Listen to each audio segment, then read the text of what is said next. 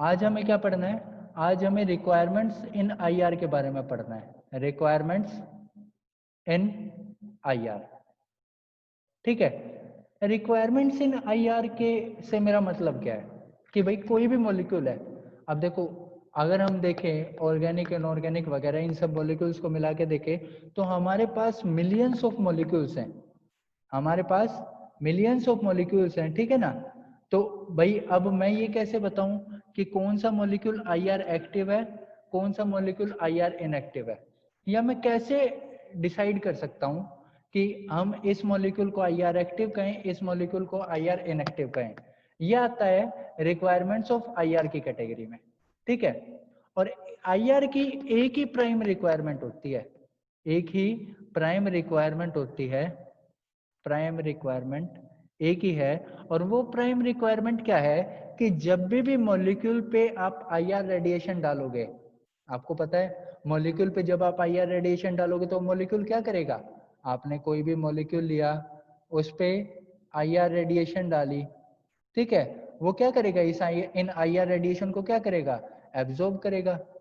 तो जब भी मॉलिक्यूल इन आईआर रेडिएशन को एब्जॉर्ब करे तो उसके डायपोल मोमेंट में कुछ चेंज आए, उसके डायपोल मोमेंट में कुछ चेंज आए।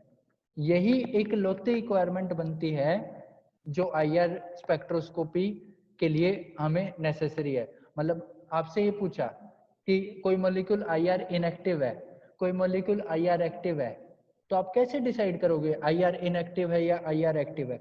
आप ऐसे कहो कि सर अगर मॉलिक्यूल पे आईआर रेडिएशन डालने के बाद उसके डायपोल मोमेंट में चेंज आता है तो वो आईआर एक्टिव होगा, ठीक है। मतलब वो एनर्जी अब्सॉर्ब करके आईआर की पीक शो करेगा। और अगर डायपोल मोमेंट में चेंज नहीं आता तो वो आईआर रेडिएशन या आईआर पीक को आईआर रेडिएशन को एब्सॉर्ब करके पीक शो नहीं करेगा। तो बेसिक रिक्वायरमेंट हमें क्या बनी, change in dipole moment. Change in dipole moment जो होता है वो एक बेसिक रिक्वायरमेंट है आईआर स्पेक्ट्रोस्कोपी के लिए। अगर चेंज होगा तो आईआर की पीक मिलेगी, अगर चेंज नहीं होगा तो आईआर की पीक नहीं मिलेगी, ठीक है। अब कई बार ऐसे पूछ लिया जाता है कि भाई आपने ये तो कह दिया कि चेंज इन डायपोल मोमेंट होगा तो आईआर आएगा, चेंज इन डायपोल मोमेंट नहीं हुआ तो आईआर नहीं आएगा, लेकिन ऐसा क्यों, डायपोल मोमेंट चेंज होने से ऐसा क्या हुआ कि आईआर में आ गया, और डायपोल मोमेंट चेंज होने से ना चेंज हुआ तो ऐसा क्या हुआ कि आईआर नहीं मिला। तो जब डायपोल मोमेंट चेंज होता है, ठीक है, तो क्या होगा, एक इंड्यूस्ड इलेक्ट्रिक फील्ड प्रोड्यूस होगी। इंड्यूस्ड इलेक्ट्रिक फील्ड जो है वो जनरेट होगी। बात समझ आ रही है। मतलब आपने मॉलिक्यूल पे आईआर की रेडिएशन डाली, ठीक है, मैंने कहा उसका डायपोल मोमेंट चेंज हो रहा है, और डायपोल मोमेंट चेंज हो रहा है तो वो आईआर स्पेक्ट्रा शो कर रहा है, ठीक है। अब ऐसा क्या हो रहा है डायपोल मोमेंट के चेंज होने के ड्यूरेशन में कि वो आईआर स्पेक्ट्रा शो कर रहा है। जैसे ही डायपोल मोमेंट चेंज हुआ उसमें एक इंड्यूस्ड इलेक्ट्रिक फील्ड जनरेट होगी। अब एक चीज मुझे बताना, जो आईआर रेडिएशन आपने यूज की इनको हम किस कैटेगरी में रखते हैं, ईएम रेडिएशन कहते हैं, इलेक्ट्रोमैग्नेटिक रेडिएशन कहते हैं ना। तो यहाँ पे दो फील्ड हो गई, दो इलेक्ट्रिक फील्ड होगी। एक तो जो डायपोल मोमेंट के चेंज होने से आई जिसको हम इंड्यूस्ड इलेक्ट्रिक फील्ड कह रहे हैं, और दूसरी आईआर रेडिएशन की जो खुद की इलेक्ट्रिक फील्ड है वो। क्या होगा, ये जो इंड्यूस्ड इलेक्ट्रिक फील्ड है ये इंटरेक्ट करेगी, ये इंटरेक्ट करेगी किसके साथ इंटरेक्ट करेगी, interacts with electric field of IR radiation. Electric field of IR radiation के साथ ये जो इंड्यूस्ड इलेक्ट्रिक फील्ड है ये इंटरेक्ट करेगी। और जब ये इंटरेक्शन सूटेबल होगा, जब ये मैच हो जाएंगे, जब ये मैच हो जाएंगे तो आपको आईआर पीक शो हो जाएगी, आईआर पीक शो हो जाएगी। जैसे ये मैच होंगे आपको आईआर पीक शो हो जाएगी।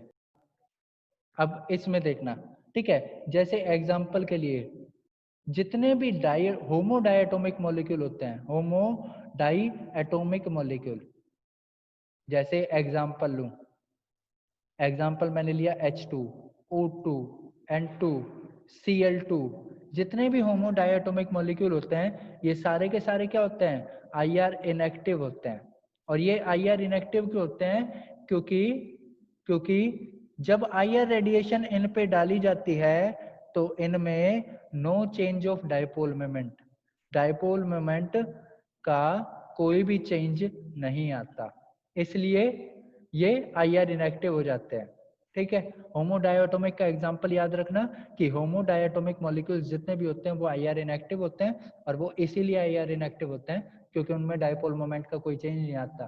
ठीक है, इसको मैं क्लियर करता हूं। देखो आगे चलता हूं, आगे हमें पढ़ना है, नेक्स्ट जो पढ़ना है वो selection rules in IR, selection rules in IR. IR में सिलेक्शन रूल क्या है? आईआर में जो सिलेक्शन रूल है ना, वैसे तो बुक्स में एक करके ही लिखा होता है, मैं इनको दो कैटेगरी में पढ़ाऊंगा आपको। सिलेक्शन रूल मैं ये कहता हूँ आईआर में सिलेक्शन रूल दो हैं, रूल नंबर 1 और रूल नंबर 2। ठीक है, दोनों एक दूसरे से थोड़े थोड़े अलग होते हैं। ठीक है, पहला जो रूल होता है ना वो डिपेंड करता है, या मैं यूं कहूं this selection rule, this rule is based on change in vibrational and rotational energy level, vibrational and rotational energy level। आपको पता है आईआर स्पेक्ट्रोस्कोपी में क्या होता है, अगर आप लोगों ने ध्यान दिया हो, आईआर स्पेक्ट्रोस्कोपी में आप ये कहते थे कि भाई मॉलिक्यूल में इलेक्ट्रॉनिक होते हैं, इलेक्ट्रॉनिक के बीच में वाइब्रेशनल होते हैं और वाइब्रेशनल के बीच में रोटेशनल होते हैं। ठीक है, तो ये जो रूल है ये वाइब्रेशनल और रोटेशनल एनर्जी लेवल्स के बीच कैसा चेंज आएगा आईआर स्पेक्ट्रोस्कोपी में उससे रिलेटेड है। और ये रूल क्या कहता है कि अगर आपको वाइब्रेशनल चेंज करना है, वाइब्रेशनल चेंज करना है तो वो चेंज कितना अलाउड है, डेल्टा न्यू, डेल्टा वी कहता हूं, न्यू नहीं, डेल्टा वी जो वाइब्रेशनल एनर्जी लेवल का चेंज है वो +-1 का है। जैसे मान लो ये एक इलेक्ट्रॉनिक एनर्जी लेवल, ये एक दूसरा इलेक्ट्रॉनिक एनर्जी लेवल, इसमें ये पहला ये V0, ये V1, ये V2, तो आप 0 से 1 पे जा सकते हो तो चेंज 1 का हुआ है, 1 से 2 पे जा सकते हो तो चेंज 1 का हुआ है, 2 से 3 पे जा सकते हो तो चेंज 1 का हुआ है। लेकिन अगर आप डायरेक्टली 0 से 2 गए तो चेंज कितने का हो गया, डेल्टा वी का चेंज 2 का हो गया। ये अलाउड नहीं है। अलाउड क्या है, पहले से दूसरा, दूसरे से तीसरा, तीसरे से चौथा, सिर्फ +-1 का चेंज अलाउड है वाइब्रेशनल में। और आपको पता है अगर मैंने ये दो वाइब्रेशनल एनर्जी लेवल मान लिए तो इन दो वाइब्रेशनल एनर्जी लेवल्स के बीच में बहुत सारे रोटेशनल एनर्जी लेवल्स भी हैं, और रोटेशनल चेंज भी देखोगे, जो रोटेशनल चेंज भी जो है वो भी कितना आएगा, उसको जे से दिखाएंगे, उसको किससे दिखाएंगे, जे से दिखाएंगे, और वो भी कितना होगा, +-1। अगर आप रोटेशनल चेंज भी देखते हैं तो इसको मैं R0 कह देता हूं, इसको R1, इसको R2, और यहाँ पे भी +-1 का ही चेंज आएगा। ये कहता है यार, ये सबसे पहला सिलेक्शन रूल बनता है कि जो आपको वाइब्रेशनल और रोटेशनल एनर्जी लेवल में चेंज लाना है, चेंज किस तरह आएगा, जब मॉलिक्यूल एनर्जी एब्जॉर्ब करेगा, मॉलिक्यूल एनर्जी एब्जॉर्ब करेगा तो उसमें इलेक्ट्रॉन्स की एक्साइटेशन होगी, वो जो एक्साइटेशन है वो +1 या -1 की हो सकती है। ठीक है, वो उससे ज्यादा चेंज हम नहीं कर सकते। यही दो अलाउड ट्रांजिशन कहलाएंगी, बाकी की सारी फॉरबिडन हो जाएंगी। ठीक है, और जो दूसरा रूल आता है वो मैं कहूंगा वो मॉलिक्यूल की सिमेट्री पे बेस होता है। मैं ये कह रहा हूं ये तो पहला रूल था। दूसरा रूल जो है, this rule is based on symmetry of molecules, symmetry of molecules. ठीक है, मॉलिक्यूल की सिमेट्री पे डिपेंड करेगा। जैसे मैं क्या कहूं, यहाँ पे हमें दो तरह के मॉलिक्यूल कंसीडर करने होंगे, यहाँ पे हमें दो तरह के मॉलिक्यूल कंसीडर करने होंगे। एक तरह का मॉलिक्यूल बनेगा सेंट्रोसिमेट्रिक, और दूसरे तरीका का मॉलिक्यूल होगा नॉन सेंट्रोसिमेट्रिक, नॉन सेंट्रोसिमेट्रिक।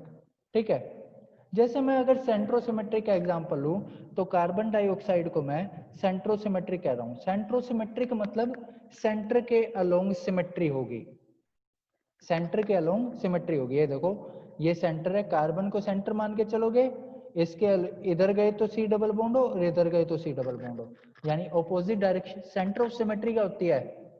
एक ऐसा इमेजिनरी पॉइंट मॉलिक्यूल में, देखो मैं इस कार्बन को एक इमेजिनरी पॉइंट मान लेता हूं जिसके अलोंग अगर मैं ऑपोजिट डायरेक्शन में गया, ऑपोजिट डायरेक्शन देखो, एक बार इधर आया एक बार इधर आया, ऑपोजिट डायरेक्शन में गया और ऑपोजिट डायरेक्शन में गया तो सेम ग्रुप मिले। सेंटर ऑफ सिमेट्री क्या होती है? एक ऐसा इमेजिनरी पॉइंट जिसके अलोंग ऑपोजिट डायरेक्शन में जाओ तो सेम ग्रुप मिले। तो यहाँ पे इस कार्बन डाइऑक्साइड में सेंट्रोसिमेट्री है। ठीक है, अगर मॉलिक्यूल में सेंट्रोसिमेट्रिक, अगर मॉलिक्यूल सेंट्रोसिमेट्रिक होता है तो वह आईआर में कैसा हो जाता है? वो आईआर में इनएक्टिव हो जाता है। या मैं यूं कहूं कि अगर कोई पर्टिकुलर वाइब्रेशन है, कोई पर्टिकुलर वाइब्रेशन, ठीक है, कोई पर्टिकुलर वाइब्रेशन आईआर में इनएक्टिव हो जाएगी, आईआर में इनएक्टिव हो जाएगी जब वो वाइब्रेशन कैसी होगी? सेंट्रोसिमेट्रिक होगी। आईआर में इनएक्टिव हो जाएगी और ऐसा कहा जाता है आईआर में अगर इनएक्टिव होगी तो रमन में कैसी हो जाएगी? रमन में एक्टिव हो जाएगी। रमन में एक्टिव क्यों होगी ये बताऊंगा। ठीक है, अब नॉन सेंट्रोसिमेट्रिक का एग्जांपल लेना। ठीक है, जैसे मान लो मैंने एग्जांपल लिया सी, यहाँ पे ले लिया डबल बॉन्ड एस, यहाँ पे डबल बॉन्ड ओ ले लिया, अपनी तरफ से कोई हाइपोथेटिकल मॉलिक्यूल मान लिया। ठीक है, तो अब देखो सेंटर के अलोंग सिमेट्री नहीं है, इधर सल्फर है इधर ऑक्सीजन है। ठीक है, तो ये आईआर में इसकी वाइब्रेशंस, इसकी वाइब्रेशन क्या होगी? आईआर एक्टिव हो जाएंगी। बात समझ आ रही है? मैंने कहा कि कोई भी एक वाइब्रेशन लो, वाइब्रेशन मैंने आपको 6 तरह की पढ़ाई थी, सिमेट्रिक स्ट्रेचिंग, एसिमेट्रिक स्ट्रेचिंग, उसके अलावा सीजरिंग, रॉकिंग, बेंडिंग और ट्विस्टिंग। कोई भी एक वाइब्रेशन लो और वो देखो वो वाइब्रेशन सेंटर के अलोंग सिमेट्रिक है या नहीं है। ठीक है, या फिर ऐसे देख लो कि मॉलिक्यूल में सेंटर ऑफ सिमेट्री है या नहीं है। ठीक है, इन दो चीजों को देख लो, दो में से वाइब्रेशन वाले को देखोगे तो आपको ये दिखेगा सेंटर के अलोंग सिमेट्री है, और अगर सेंटर के अलोंग सिमेट्री है तो वो वाइब्रेशन आप आईआर इनएक्टिव कहोगे। और अगर सेंटर के अलोंग सिमेट्री नहीं है तो क्या कहोगे? आईआर एक्टिव कहोगे। अच्छा, जो भी ट्रांजिशन आईआर इनएक्टिव होती है वो रमन कैसी हो जाती है? एक्टिव हो जाती है। और जो भी ट्रांजिशन आईआर एक्टिव होती है वो रमन में कैसी हो जाती है? इनएक्टिव हो जाती है। ठीक है, मैं इसको क्लियर करता हूं, देखो इसके एग्जांपल्स पे चलता हूं। ये जो सिमेट्री रूल है, और इस सिमेट्री रूल को ऐसे भी कहा जाता है, कैसे कहा जाता है कि, कैसे कहा जाता है? Molecular vibration, molecular vibration must not be centrosymmetric, ऐसे कहा जाता है। आपको बुक्स में ये लाइन देखने को मिलेगी कि जो मॉलिक्यूलर वाइब्रेशन है वो सेंट्रोसिमेट्रिक नहीं होनी चाहिए। जैसे देखना, मैं CO2 का एग्जांपल लेता हूँ, C डबल बॉन्ड हो, डबल बॉन्ड हो, ठीक है, और मैं इसमें स्ट्रेचिंग वाइब्रेशन देखता हूँ, मैं इनमें स्ट्रेचिंग वाइब्रेशन देखता हूँ। जैसे एग्जांपल, अब स्ट्रेचिंग वाइब्रेशन देखो, स्ट्रेचिंग दो तरह की, एक तरफ मैं सिमेट्रिक स्ट्रेचिंग ले लेता हूँ और इस साइड में एसिमेट्रिक स्ट्रेचिंग ले लेता हूँ, एसिमेट्रिक स्ट्रेचिंग ले लेता हूँ। ठीक है, अब ये देखना, सिमेट्रिक स्ट्रेचिंग में क्या होगा? ये कार्बोनिल इधर जाएगा, ये कार्बोनिल C डबल बॉन्ड इधर जाएगा। अब मुझे बताना, अगर कार्बन को सेंटर ऑफ सिमेट्री मान रहे हो, इस मॉलिक्यूल का सेंटर मान के चल रहे हो कार्बन में, तो इस कार्बन के अलोंग ये जो मॉलिक्यूलर वाइब्रेशन है ये सिमेट्रिक हो गई। क्यों? ऑपोजिट डायरेक्शन में ही तो जा रहे हैं। देखो, एक ये भी बाहर की तरफ जा रहा है, ये भी बाहर की तरफ जा रहा है, तो ये कैसी होगी? सेंटर के अलोंग सिमेट्रिक हो गई। ये कैसी वाइब्रेशन है? ये सेंट्रोसिमेट्रिक वाइब्रेशन है। ठीक है, और सेंट्रोसिमेट्रिक है तो आईआर इनएक्टिव है, सेंट्रोसिमेट्रिक है तो कैसी है? आईआर इनएक्टिव है। ठीक है, लेकिन इसको देखना, मैं ये सिमेट्रिक स्ट्रेचिंग लेता हूँ, ये अंदर की तरफ और ये बाहर की तरफ। अगर कार्बन को मॉलिक्यूल का सेंटर मानते हो तो अब ये जो वाइब्रेशन है ये नॉन सेंट्रोसिमेट्रिक है, नॉन सेंट्रोसिमेट्रिक है। नॉन सेंट्रोसिमेट्रिक क्यों है? एक तो कार्बन की तरफ आ रही है, ठीक है, कार्बन की तरफ आ रही है, और दूसरी कार्बन से कहाँ जा रही है? दूर जा रही है। और नॉन सेंट्रोसिमेट्रिक है तो ये कैसी हो जाएगी? IR एक्टिव हो जाएगी, IR एक्टिव। और इसकी अगर मैं वैल्यू लिखूं तो ये 2350 सेंटीमीटर इनवर्स के अप्रोक्स आता है। अब मैं ऐसा कहता हूं कि ऐसा क्यों होता है भाई? हमने कहा जो सेंट्रोसिमेट्रिक वाइब्रेशन है वो IR इनएक्टिव होगी। ऐसा क्यों? क्योंकि सेंट्रोसिमेट्रिक वाइब्रेशन में कोई भी डायपोल मोमेंट में चेंज नहीं आता, डायपोल मोमेंट में कोई भी चेंज नहीं आता। और अभी आपने पढ़ा था रिक्वायरमेंट इन IR में कि डायपोल मोमेंट में चेंज होगा तो IR की पीक आएगी, डायपोल मोमेंट में चेंज नहीं होगा तो IR की पीक नहीं आएगी। इसलिए क्योंकि सेंट्रोसिमेट्रिक वाइब्रेशन में चेंज इन डायपोल मोमेंट कितना है? 0 है। डायपोल मोमेंट चेंज नहीं हुआ, इसलिए कैसे हो गए? IR इनएक्टिव हो गए। अच्छा, इसके अलावा आप लोगों को बहुत बार ये देखने को मिलेगा, आप लोगों को बहुत बार देखने को मिलेगा, लिख देता है IR, जो भी IR इनएक्टिव होगा वो क्या होगा? रमन में एक्टिव होगा, रमन में एक्टिव होगा। मतलब ये क्या कहना चाह रहा है? IR और रमन एक दूसरे के ऑपोजिट है। क्या ऐसा ही होता है भाई? जब भी तो है, कोई मेरा दोस्त है, ठीक है, और कोई मेरा दुश्मन है, कोई मेरा दोस्त और कोई मेरा दुश्मन जब ही तो है जब उन दोनों के नेचर अलग अलग हैं। तो इसलिए ऐसा कहा जाता है कि जो IR इनएक्टिव हैं वो रमन एक्टिव होती है। और वो ऐसे क्यों कहते हैं? क्योंकि ये दोनों एक दूसरे के अपोजिट होते हैं। और ये एक दूसरे के अपोजिट क्यों होते हैं? क्योंकि IR में क्या होता है? IR में आपने कोई सैंपल लिया, ठीक है, कोई भी मॉलिक्यूल लिया जिसका आपको IR स्पेक्ट्रा लेना है, तो आप क्या करोगे?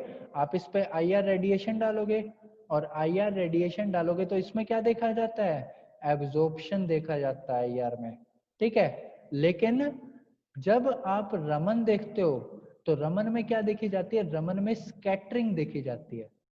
रमन में क्या देखी जाती है? स्कैटरिंग देखी जाती है। तो मैं क्या कहना चाहता हूँ, IR में क्या देखते हो? कोई भी लाइट, जो लाइट मॉलिक्यूल पे फॉल हुई, मॉलिक्यूल पर फॉल हुई, उसकी क्या देखते हो? एब्जॉर्प्शन देखते हो, मतलब कितना एब्जॉर्ब हुआ, ठीक है। और रमन में क्या देखते हो? रमन में जो लाइट मॉलिक्यूल पे, मैं यहाँ पे लिखता हूँ, मॉलिक्यूल पे पर फॉल हुई, ठीक है, उसकी क्या देखते हो? उसकी स्कैटरिंग देखते हो कि कितनी लाइट निकली बाहर, कितनी लाइट स्कैटर हुई। एब्जॉर्प्शन नहीं देखते उसका, स्कैटरिंग देखते हो, ठीक है। और स्कैटरिंग देखते हो तो इस कारण जो है, स्कैटरिंग देखते हो तो इस कारण क्या होता है? स्कैटरिंग देखने के कारण ऑपोजिट हो गया, IR रमन के अपोजिट हुआ, इसलिए जो IR एक्टिव होगा वो रमन में कैसा हो जाएगा? वो रमन में इनएक्टिव हो जाएगा। और जो रमन में जो IR में इनएक्टिव हुआ वो रमन में कैसा हो जाएगा? वो रमन में एक्टिव हो जाएगा। ऑपोजिट इसलिए चलता है। की बात करेंगे, हम स्ट्रेचिंग वाइब्रेशंस की बात करेंगे, ठीक है। अब हमें यहाँ पे ये बात करनी कि नंबर ऑफ फंडामेंटल वाइब्रेशन आएंगे कितने IR में, और वहाँ ये पता चलता है हमें किसी भी मॉलिक्यूल के DOF से। DOF मतलब डिग्री ऑफ फ्रीडम से, डिग्री ऑफ फ्रीडम से। मॉलिक्यूल में घूमने की आज़ादी, स्वतंत्र रूप से घूमने की आज़ादी जो है, उससे पता चलेगा कि नंबर ऑफ फंडामेंटल वाइब्रेशन कितने आएंगे किसी भी मॉलिक्यूल में जिसमें n एटम होते हैं, ठीक है, उसमें डिग्री ऑफ फ्रीडम कितना होता है? 3n, n number of atoms, ठीक है, n नंबर ऑफ एटम्स, ठीक है। इसमें 3 तरह के डिग्री ऑफ फ्रीडम होते हैं। एक होता है ट्रांसलेशनल, ठीक है, दूसरा होता है रोटेशनल, ठीक है, और उसके बाद आता है vibrational, vibrational degree of freedom, ठीक है। अच्छा एक चीज ध्यान देना, क्योंकि आईआर में मेजरली वाइब्रेशनल चेंजेस हो रहे थे, तो जो वाइब्रेशनल डिग्री ऑफ फ्रीडम होंगे वो आपको ये बताएंगे कि आईआर में कितनी पीक आनी चाहिए। कोई भी आपको मॉलिक्यूल दे दिया, मान लो आपको एग्जाम में कोई मॉलिक्यूल दे दिया, आपको ये कहा कि इसके वाइब्रेशनल डिग्री ऑफ फ्रीडम निकालो या इसकी नंबर ऑफ आईआर पीक्स निकालो, तो आपको वाइब्रेशनल डिग्री ऑफ फ्रीडम निकालना है मेजरली, ठीक है। वाइब्रेशनल डिग्री ऑफ फ्रीडम निकालोगे तभी पता चलेगा कि आप आईआर पीक्स कितनी कह सकते हो उसकी। मैं एग्जांपल इसके बाद एक दो मॉलिक्यूल्स का लूंगा, उसमें हम देखेंगे कि किस तरह हम कह सकते हैं कि कितने डिग्री ऑफ फ्रीडम किस में आएंगे। अच्छा, मॉलिक्यूल जो होते हैं ना वो तीन तरीके के दो तरीके के कह सकते हो। मॉलिक्यूल्स जो होते हैं वो बेसिकली दो तरीके के कह सकते हो आप, डायटोमिक, डायटोमिक और पॉलीएटोमिक, ऐसे ही कह सकते हो। एक तो मॉलिक्यूल जो हो डायटोमिक हो वो एक पॉलीएटोमिक है। मैं इसको दोबारा लिखता हूँ, एक मिनट रुकना, मैं ऐसे लिखता हूँ यहीं पे ही कि मॉलिक्यूल जो है उनको आप कैसा कह सकते हो, मॉलिक्यूल्स को एक तो कह सकते हो डायटोमिक, ठीक है, और एक कह सकते हो पॉलीएटोमिक। पॉलीएटोमिक कौन से होंगे, जिनमें तीन या तीन से ज्यादा एटम है। डायटोमिक में भी दो बनेंगे, एक तो होमो डायटोमिक, होमो डायटोमिक। इन होमो डायटोमिक को किसकी कैटेगरी में, जैसे H2 रख दिया, O2 रख दिया, N2 रख दिया, ये होमो डायटोमिक हो गए। ये क्या कहे थे आपने, होमो डायटोमिक कैसे थे, IR इनएक्टिव थे, ठीक है। अब दूसरे टाइप के कैसे होंगे, हेट्रोडाइएटोमिक, हेट्रोडाइएटोमिक। जो ये हेट्रोडाइएटोमिक होंगे, जैसे हो गया HBr, जैसे हो गया HCl, इनमें वाइब्रेशनल डिग्री ऑफ फ्रीडम कितना आएगा, वाइब्रेशनल डिग्री ऑफ फ्रीडम एक आएगा, क्योंकि एक ही तरीके से ये मॉलिक्यूल कर सकते हैं। और वो एक तरीका कौन सा है, सिर्फ स्ट्रेचिंग वाइब्रेशन, ठीक है। सिर्फ एक डिग्री ऑफ फ्रीडम आता है, ये सभी मॉलिक्यूल सिर्फ एक आईआर बैंड शो कर सकते हैं, ठीक है। कुछ सर्टेन केसेस अलग अलग होते हैं जिनमें ये ज्यादा शो करेंगे, लेकिन नॉर्मल में ये वाइब्रेशनल डिग्री ऑफ फ्रीडम इनका एक आता है, ठीक है। अच्छा एक चीज बताना, चाहे होमोडायटोमिक हो चाहे हेट्रोडायटोमिक हो, मुझे बताना मॉलिक्यूल तो लीनियर ही रहेगा, ठीक है, मॉलिक्यूल तो लीनियर ही रहेगा, ठीक है। और लीनियर मॉलिक्यूल्स के लिए जो फॉर्मूला होता है ना, लीनियर मॉलिक्यूल्स के लिए जो फॉर्मूला होता है degree of vibrational degree of freedom निकालने का, वो 3n-5 होता है, 3n-5 होता है। अभी मैं बताऊंगा ये फॉर्मूला कैसे आएगा, लेकिन अभी मैं हेट्रोडायटोमिक के लिए फॉर्मूला अप्लाई कर रहा हूँ कि हेट्रोडायटोमिक के लिए भाई डायटोमिक मॉलिक्यूल है तो लीनियर है, और लीनियर है तो vibrational degree of freedom, vibrational degree of freedom का जो फॉर्मूला है वो क्या है, 3n-5। n क्या है, नंबर ऑफ एटम, दो एटम है, क्योंकि डायटोमिक है -5, आंसर 1 ही आएगा। और यही मैंने कहा है कि वाइब्रेशनल डिग्री ऑफ फ्रीडम कितने होंगे, वाइब्रेशनल डिग्री ऑफ फ्रीडम एक ही होगा, ठीक है। तो यहां से तो हमें होमोडायटोमिक का पता चलता है या हेट्रोडायटोमिक का पता चलता है, ठीक है। इसके अलावा जो दूसरे तरह के मॉलिक्यूल आते हैं पॉलीएटोमिक, वो भी दो तरीके के हो सकते हैं। एक पॉलीएटोमिक जो होते हैं वो लीनियर होते हैं, और एक होते हैं नॉन लीनियर, नॉन लीनियर, ठीक है। एक लीनियर एक नॉन लीनियर, इन दोनों की कैटेगरी तो हो गई, ठीक है। ये आईआर इनएक्टिव हो गए और इनमें एक ही होगा। अच्छा, पॉलीएटोमिक वाले में दो कैटेगरी आई, एक लीनियर एक नॉन लीनियर। जैसे लीनियर मानो, मैंने CO2 लीनियर माना, CO2 लीनियर होता है, बिल्कुल होता है, एक लाइन में होता है, ठीक है। नॉन लीनियर माना, मैंने H2O मान लिया नॉन लीनियर। H2O कैसा होता है, बेंट होता है ना, H बेंट होता है, एक लाइन में थोड़ी है। तो लीनियर के केस में अलग, नॉन लीनियर के केस में अलग, ठीक है। ये था मॉलिक्यूल्स के बारे में कि आप किसी भी मॉलिक्यूल्स में वाइब्रेशनल, रोटेशनल या ट्रांसलेशनल डिग्री ऑफ फ्रीडम को कैसे जज करोगे? हमें किसका केस पढ़ना है? हमें केस पढ़ना है इसका, इस पॉली एटॉमिक वाले का। हमें इस पॉली एटॉमिक वाले का केस पढ़ना है, इसीलिए मैंने बाकी हटा दिया है। ठीक है, पॉली एटॉमिक वाले के दो केस आ गए। देखो, एक तो मैं कहूं कि ऐसे मॉलिक्यूल जो लीनियर वाले हो, उनमें आप डिग्री ऑफ फ्रीडम निकालोगे कौन से? वाइब्रेशनल वाले। और पॉली एटॉमिक का एक केस कौन सा हो? जो नॉन लीनियर मॉलिक्यूल हो, उनमें आप कौन से डिग्री ऑफ फ्रीडम निकालोगे? वाइब्रेशनल। ठीक है, तो देखो, चाहे लीनियर मॉलिक्यूल हो चाहे नॉन लीनियर मॉलिक्यूल हो, टोटल डिग्री ऑफ फ्रीडम कितने हैं? 3n। Total degree of freedom कितने हैं? 3n। इनमें से ट्रांसलेशनल कितने होते हैं? ट्रांसलेशनल यहाँ पे भी 3 होते हैं और यहाँ पे भी 3 होते हैं। कई बच्चों को डाउट होता है कि sir translational degree of freedom क्या होता है, या ट्रांसलेशनल मोशन क्या होता है? ट्रांसलेशनल मोशन वो होगा जो सेंटर ऑफ मास को लेके होगा, जो सेंटर ऑफ मास से होगा। ठीक है, जिसमें सेंटर ऑफ मास भी मूव करता है। जैसे मान लो ये कार्बन इस CO2 का सेंटर ऑफ मास है, मैं एज ए होल इस मॉलिक्यूल को थोड़ा सा आगे बढ़ा दूं, यहाँ कर दूं, तो इस मॉलिक्यूल में जो सेंटर ऑफ मास है, कार्बन है, वो भी मूव किया है।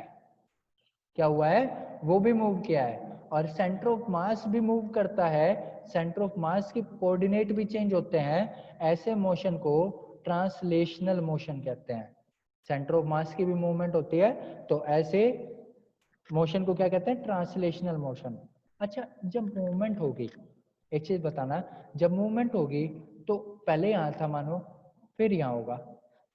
इस पोजीशन पे जब था, जब इसके कुछ x, y और z के कोऑर्डिनेट थे, इस पोजीशन पे जब आएगा तो बताना x, y और z के कुछ कोऑर्डिनेट आएंगे। हम ट्रांसलेशनल डिग्री ऑफ फ्रीडम 3 क्यों कह रहे हैं? 3 इसलिए कह रहे हैं क्योंकि 3 एक्सिस होती है और मूवमेंट के कारण तीनों ही एक्सिस के जो कोऑर्डिनेट होते हैं, x कोऑर्डिनेट, y और z, तीनों कोऑर्डिनेट्स में चेंज आता है। तीनों कोऑर्डिनेट्स में चेंज आता है, इसलिए ट्रांसलेशनल डिग्री ऑफ फ्रीडम 3 होते हैं। ठीक है, रोटेशनल जो होते हैं, लीनियर नॉन लीनियर के केस में रोटेशनल मोशन 3 होते हैं, लीनियर के केस में रोटेशनल मोशन 2 होते हैं।